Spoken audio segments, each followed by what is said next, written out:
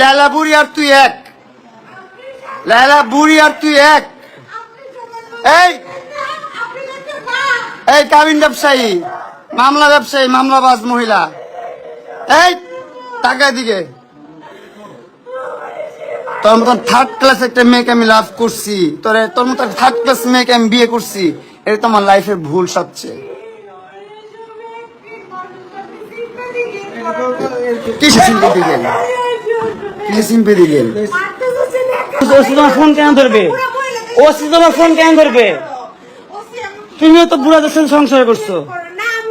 হ্যাঁ, রেজন কে, মানস কে, শখ কে? হ্যালো, আসসালামু আলাইকুম স্যার।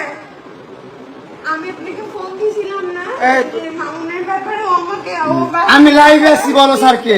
ও লাইভে এসে আমাকে টর্চার করছিল, অনেক মারধর। আসতে বলো। পুলিশ বাসা।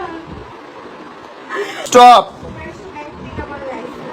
এই আম্মু, আম্মু, আম্মু, আম্মু কোথায় আসবে এখন?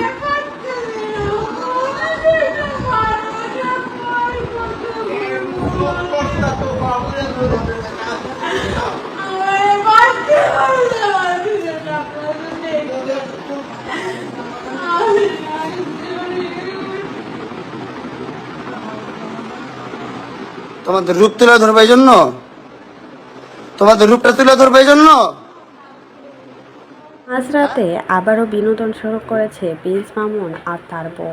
আবারও লাইভে এসে অজরে কান্না করছে মোহনা।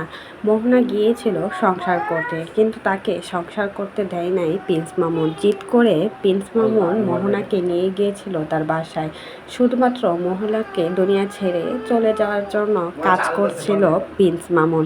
আর সেই জন্যই এবার লাইভে এসে অজরে কান্না করে পুলিশকে ফোন দিয়ে সবাইকে জানালো প্রিন্স মামুনের বউ মোহনা।